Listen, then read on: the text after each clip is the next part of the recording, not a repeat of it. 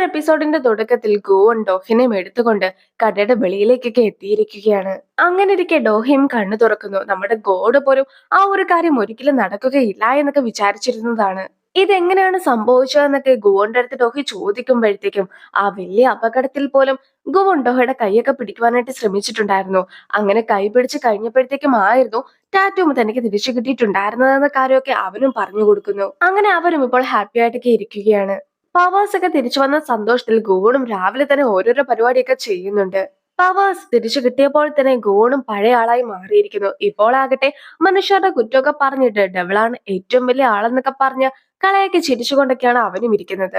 ഡോഹിയും രാവിലെ എണീറ്റ് വരുമ്പോഴത്തേക്കും നിന്നോട് ഞാൻ അനങ്ങുവാൻ പോലും പാടില്ല എന്നൊക്കെ പറഞ്ഞിട്ടില്ലായിരുന്നു എന്നൊക്കെ ചോദിച്ചുകൊണ്ട് ഗോണും തിരിച്ചവളെ കെടുത്തുവാനായിട്ടൊക്കെ നോക്കുന്നു. എനിക്ക് എന്തായാലും കുറച്ച് റെസ്പോൺസിബിലിറ്റി ഉള്ള കൂട്ടത്തിലാണ്. മാത്രമല്ല സിഒ എത്തിയില്ല എങ്കിൽ കമ്പനിയിൽ ഒരു കാര്യങ്ങളും നടക്കുകയില്ല. അതുകൊണ്ട് തന്നെ എനിക്ക് ജോലിക്ക് പോയേ മതിയാകും എന്നൊക്കെ പറഞ്ഞ് ഡോഹിയും ഇരിക്കുന്നു. ഗോൺ ഡോഹിനെ എടുത്തോണ്ട് പോയി സോഫയിലൊക്കെ ഇരുത്തുകയാണ്. കാർ ആക്സിഡന്റിനെ ഒരിക്കലും ചെറുതാക്കി കാണുവാൻ സാധിക്കുകയില്ല. കുറച്ചുനാൾ കഴിയുമ്പോൾ പോലും ഇതിന്റെ ഇമ്പാക്ട്സ് ഒക്കെ ഉണ്ടാകുന്നതായിരിക്കുമെന്നൊക്കെ അവനും പറഞ്ഞു മനസ്സിലാക്കുവാൻ നോക്കുന്നുണ്ട്. നീ അല്ലായിരുന്നോ നിന്റെ പവേഴ്സ് ഒക്കെ കൊണ്ട് എന്റെ എല്ലാ പ്രശ്നങ്ങളും മാറ്റി തന്നിട്ടുണ്ടായിരുന്നത്? നിനക്ക് നിന്റെ പവേഴ്സിലൊന്നും വിശ്വാസം ഇല്ല എന്നൊക്കെ ഡോഹിയും അവന്റെ അടുത്ത് ചോദിക്കുകയാണ്. ഡോഹിനെ നഷ്ടപ്പെടുന്നതിന്റെ വക്കിൽ വരെയൊക്കെ ഗോൺ എത്തിയത് കൊണ്ടായിരുന്നു അവൻ ഇത്രയ്ക്കൊക്കെ ടെൻഷൻ ഉണ്ടായിരുന്നത്. അതേസമയം രണ്ടു പേർക്കും ഒരേപോലത്തെ സിറ്റുവേഷൻ ഒക്കെ ഉണ്ടായത് കൊണ്ട് തന്നെ ഡോഹിയും ഇപ്പോൾ ഞാൻ പെർഫെക്റ്റ് ആണെന്നൊക്കെ പറഞ്ഞിട്ട് ഓടുകയാണ്. ഡോഹി എന്നാണല്ലോ അവളുടെ പേര്. അതുകൊണ്ട് തന്നെ ഗോണും ഡോഡോ ഡോഡോ എന്നൊക്കെ വിളിച്ചുകൊണ്ട് അവളുടെ പിറകെ ഓടുന്നു. അവൾക്ക് ഇട്ടുകൊണ്ട് പോകുവാനായിട്ടുള്ള ഷൂസും ബാഗും എല്ലാം തന്നെ സെലക്ട് ചെയ്ത് കൊടുക്കുന്നത് ഗുവോണാണ്. അവനോടും ഡ്രസ്സൊക്കെ മാറിയിട്ട് വരുവാനായിട്ട് അവൾ ആവശ്യപ്പെടുമ്പോഴത്തേക്കും അവനും ഒന്ന് കൈയൊക്കെ ഞൊടിച്ചിട്ട് പെട്ടെന്ന് തന്നെ ഡ്രസ്സ് മാറി എത്തുന്നു. പെട്ടെന്ന് അവനെ മറ്റൊരു ഡ്രസ്സിലൊക്കെ കാണുമ്പോൾ അവൾ അതിശയിക്കുന്നുണ്ടെങ്കിലും അവൻ ഇട്ടുകൊണ്ട് വന്ന ഡ്രസ്സ് ഒന്നും തന്നെ അവൾക്ക് ഇഷ്ടപ്പെട്ടിട്ടുണ്ടായിരുന്നില്ല. അവൾ കൊള്ളില്ല എന്ന് പറയുമ്പോൾ അവൻ വീണ്ടും വീണ്ടും മറ്റോരോരോ ഡ്രസ്സൊക്കെ ഇട്ടുകൊണ്ട് വരുന്നു. പക്ഷെ അവളാകട്ടെ ആ ഓരോ ഡ്രസ്സിനും ഓരോരോ കുറ്റങ്ങളും പറയുന്നു. എന്നാൽ നീ തന്നെ എനിക്കൊരു ഡ്രസ്സൊക്കെ സെലക്ട് ചെയ്ത് തായെന്ന് ഗുവൺ പറയുമ്പോഴത്തേക്കും ഡോഹിയും അവന് വേണ്ടി ഒരു ഡ്രസ്സൊക്കെ റെഡിയാക്കി കൊടുക്കുകയാണ്. അത് ഇട്ടോണ്ട് വരുമ്പോഴത്തേക്കും ഡോഹിക്കും അവനെ തന്നെ നോക്കി നിൽക്കുവാനായിട്ട് തോന്നിപ്പോകുന്നു. നമുക്കിനി മാച്ചിങ് ആയിട്ടുള്ള ഡ്രസ്സൊക്കെ ഇടാമെന്ന് ഡോഹിയോട് ഗുവൺ പറയുന്നുണ്ടെങ്കിലും അവൾ ആദ്യമൊന്നും സമ്മതിക്കുന്നില്ല. എങ്കിൽ പോലും അവനും അവളുടെ കൈയൊക്കെ പിടിച്ച് നടന്ന് കഴിയുമ്പോഴത്തേക്കും കണ്ണാടിക്ക് മുമ്പിൽ എത്തുന്ന അവളും മാച്ചിങ് ആയിട്ടുള്ള ഡ്രസ്സൊക്കെ കണ്ടിട്ട് അത് ഇഷ്ടപ്പെടുകയും അതിശയിച്ച് നിൽക്കുകയും ചെയ്യുന്നു. ഗോണ് പവേഴ്സ് ഒക്കെ തിരിച്ചു കിട്ടിയിട്ട് പോലും അവർ നടന്നാണ് പോകുന്നത്. ഞാൻ ഒറ്റ തവണ കയ്യൊന്ന് ഞൊടിക്കുകയാണെങ്കിൽ എനിക്ക് നിന്നെ ഓഫീസിലേക്ക് എത്തിക്കുവാനായിട്ട് സാധിക്കുമെന്ന് ഗോൺ പറയുമ്പോഴത്തേക്കും പക്ഷെ ഡോഹിയും അവൻ ഒരു ടാസ്ക് നൽകാതെ അവന്റെ ഒപ്പം തന്നെ നടക്കുന്നു. ഞങ്ങളെ രണ്ടുപേരെയും വീണ്ടും ഇതുപോലെ ഒരുമിച്ച് കാണുമെന്ന് നീ ഒരിക്കലും വിചാരിച്ചു കാണുകയില്ലല്ലോ അല്ലേ? എന്തായാലും ചൂതാട്ടമൊക്കെ നിർത്തിയതിനു ശേഷം നീയും നന്നായി തന്നെ ജീവിച്ചു തുടങ്ങുവാനായിട്ടൊക്കെ പറഞ്ഞിട്ട് ഗോണും അവൾക്ക് ഒരു തുട്ടൊക്കെ നൽകുന്നു. അങ്ങനെ ഗോഡിന്റെ അടുത്തു നിന്നും ഗോൺ പോയി കഴിയുമ്പോഴത്തേക്കും അതാരാണ്, നിനക്ക് എങ്ങനെയാണ് അവളെ അറിയാവുന്നതെന്നൊക്കെ ഗോവന്റെ അടുത്ത് ഡോഹി ചോദിക്കുകയാണ്. അതിന് മറുപടിയായിട്ട് അവളാണ് എന്റെ ബോസ് എന്നായിരുന്നു ഗോവൻ പറഞ്ഞിട്ടുമുണ്ടായിരുന്നത്. ഇനി ഗോവണും ഒരുപാട് ഹാപ്പി ആയിട്ടൊക്കെ ഓഫീസിലേക്ക് എത്തുകയാണ്. അതുകൊണ്ട് തന്നെ എല്ലാവരും അവൻ ചിരിച്ചുകൊണ്ട് നിൽക്കുന്നതൊക്കെ പ്രത്യേകമായിട്ട് ശ്രദ്ധിച്ചിട്ടുണ്ടായിരുന്നു. സെക്രട്ടറിയും ഡോഹിയും ഒന്നിച്ചിരുന്ന് മദ്യപിച്ചിട്ടൊക്കെ ഉണ്ടായിരുന്നല്ലോ. ഇതുവരെ ആയിട്ടും ആ ഒരു കാര്യങ്ങളൊക്കെ മറക്കുവാൻ സാധിക്കാത്തത് കൊണ്ട് തന്നെ അവരും പരസ്പരം വലിയ മൈൻഡൊന്നും ചെയ്യാതെയാണ് നടക്കുന്നത്. ഡോഹി വർക്കൊക്കെ തുടങ്ങുന്നതിന് മുമ്പായിട്ട് തന്നെ ഗോണും ഒരു കേക്കുമായിട്ട് എത്തിയിരിക്കുകയാണ്. ഇത് തന്റെ ബർത്ത്ഡേ കേക്ക് ആണെന്നൊക്കെ ഗോൺ പറയുമ്പോഴത്തേക്കും ഡോഹിയും എന്നാൽ നീ ഏതെങ്കിലും ഒരു ആഗ്രഹമൊക്കെ മനസ്സിൽ വിചാരിക്കുവാനായിട്ട് അവനോട് ആവശ്യപ്പെടുന്നു. പക്ഷെ അവനാകട്ടെ ഇപ്പോൾ പവേഴ്സൊക്കെ ഉള്ളത് കൊണ്ട് തന്നെ ഏതൊരു ആഗ്രഹവും നടത്തിയെടുക്കാനായിട്ട് കഴിയും. അതുകൊണ്ട് തന്നെ ഒരാഗ്രഹവും മനസ്സിൽ വിചാരിക്കാതെയാണ് അവനും കേക്കൊക്കെ കട്ട് ചെയ്യുന്നത്. മാത്രമല്ല അവനും ബർത്ത്ഡേ സ്വന്തമായിട്ട് തന്നെ സെലിബ്രേറ്റ് ചെയ്യുന്നു. ഡോഹിയും ഗോണിനെ 2.0 എന്നൊക്കെയാണ് വിളിക്കുന്നത്. ഇനി നിനക്ക് ചാർജ് ചെയ്യേണ്ട ആവശ്യമൊന്നും ഇല്ലല്ലോ അല്ലേ എന്നൊക്കെ ഡോഹി ചോദിക്കുമ്പോഴത്തേക്കും ഗോവണും ഇപ്പോഴും അവളുടെ കൈയൊക്കെ പിടിക്കുവാനായിട്ട് ഇഷ്ടമായത് കൊണ്ട് തന്നെ അവളുടെ കയ്യിൽ പിടിക്കുന്നു. മരണത്തിന്റെ തൊട്ടുവാക്കിൽ വരെ എത്തിയിട്ടുണ്ടായിരുന്നെങ്കിലും ഗോവണും ഡോഹിയും ഇപ്പോൾ തിരിച്ചെത്തിയതിനെ കുറിച്ചൊക്കെ ഓർക്കുമ്പോഴത്തേക്കും സുക്മിനും വല്ലാത്തൊരു ചിരിയൊക്കെ ചിരിച്ചു നിൽക്കുകയാണ്. ഗോവണും ടാറ്റു ഒക്കെ കിട്ടിയ സന്തോഷത്തിൽ ഓഫീസിലേക്ക് എത്തി കഴിയുമ്പോഴത്തേക്കും അവിടേക്ക് ആ ഒരു ഗാങ്സ്റ്റർ ടീമൊക്കെ എത്തിയിരിക്കുകയാണ്. ഞാൻ നിങ്ങളുടെ ബോസ് ഒന്നും അല്ല എന്നൊക്കെ ഗോവൺ പറഞ്ഞു തുടങ്ങുമ്പോഴത്തേക്കും ആയിരുന്നു നേരത്തെ അവർക്ക് ആ ഒരു കില്ലറിനെ പിടിക്കുവാനായിട്ടുള്ള ദൗത്യം കൊടുത്തതിനെ കുറിച്ചൊക്കെ ഗോവൺ ഓർക്കുന്നത്.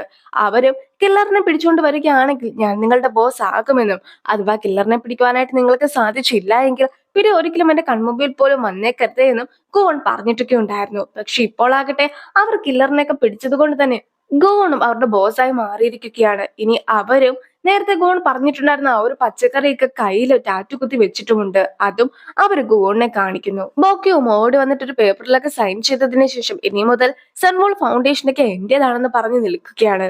ബോക്കിയോന് ഗോണിന്റെ അടുത്ത് ഒരുപാട് സ്നേഹമൊക്കെ ഉണ്ടായിരുന്നു. അതുകൊണ്ട് തന്നെ അവനും ഞാൻ കാറിന്റെ ലോൺ മാത്രമല്ല എടുത്തിട്ടുള്ളത്, ഒരുപാട് ബിൽഡിംഗ് ഒക്കെ എന്റെ പേരിൽ മേടിച്ചിട്ടുണ്ട്.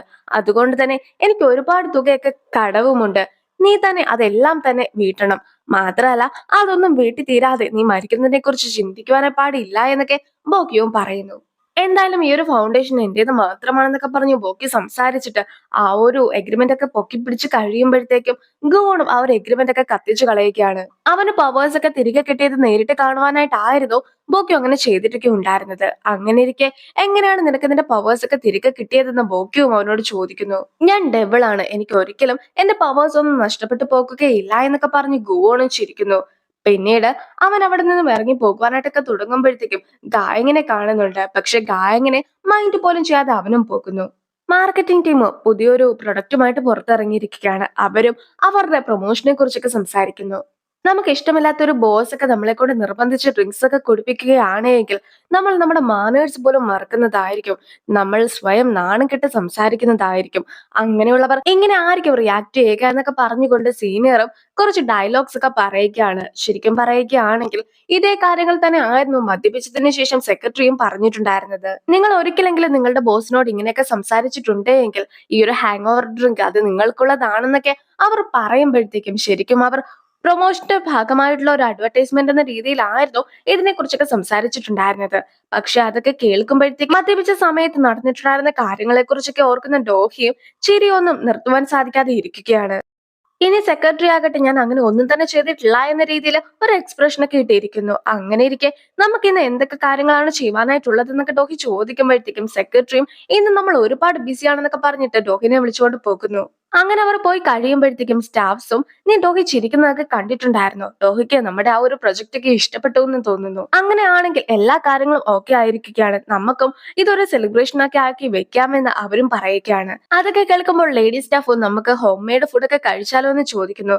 അതൊക്കെ എവിടെയാണ് കിട്ടുക എന്ന് അവർ ചോദിക്കുമ്പോഴത്തേക്കും സ്റ്റാഫും എന്റെ വീട്ടിൽ നിന്നൊക്കെ അറിയാതെ പറഞ്ഞു പോകുന്നു. അത് കേൾക്കുമ്പോൾ തന്നെ എന്നാൽ നമുക്ക് ടീം ഡിന്നർ ഇന്ന് അവളുടെ വീട്ടിലാക്കാമെന്നൊക്കെ പറഞ്ഞുകൊണ്ട് അവരും ലേഡി സ്റ്റാഫിന്റെ വീട്ടിലൊക്കെ പോകുവാനായിട്ട് തയ്യാറെടുക്കുന്നു. ഗോൺ ഒരു ടവറിന്റെ ഒക്കെ മുകളിൽ കയറി നിന്നതിന് ശേഷം തന്റെ അടുത്ത ഇര ആരാണെന്നൊക്കെ അന്വേഷിക്കുന്നു. അങ്ങനെ ഇരിക്കാണ് അവന്റെ കണ്ണിലും ഒരു കാഴ്ചയൊക്കെ പെടുന്നത്. അങ്ങനെ ഇരിക്കെ ഒരു മുത്തശ്ശനെ കാണിക്കുകയാണ്. മുത്തശ്ശനും ഒരു ഫോട്ടോ ഒക്കെ നോക്കിയിട്ട് നീ ഒരിക്കലെങ്കിലും എന്നെ തിരിച്ചറിയുക ആയിരുന്നെങ്കിൽ എന്നൊക്കെ പറയുന്നത് ഗോണും കേൾക്കുന്നു. ഞാനൊരു പിശാചാണ്, അതുകൊണ്ട് തന്നെ നിങ്ങളുടെ ആഗ്രഹം എനിക്ക് സാധിച്ചു തരുവാനായിട്ട് സാധിക്കും. നിങ്ങളും എന്താണ് ആഗ്രഹം എന്ന് വെച്ചാൽ എന്നോട് പറഞ്ഞോളൂ. ഞാൻ നിങ്ങളുടെ ആ ഒരു ആഗ്രഹമൊക്കെ സാധിച്ചു തരുന്നതിന് പകരമായിട്ട് നിങ്ങളും 10 വർഷം കഴിയുമ്പോഴത്തേക്കും എന്റെ ഒപ്പം നരകത്തിലേക്ക് വരേണ്ടതായിട്ടുണ്ടെന്ന് ഗോണും പറയുകയാണ്. ആ ഒരു സീനോട് കൂടി ഈ ഒരു വീഡിയോ അവസാനിപ്പിക്കുകയാണ്. അടുത്തൊരു വീഡിയോ ആയിട്ട് ഇത്രയും വേഗം കാണാം. ബൈ.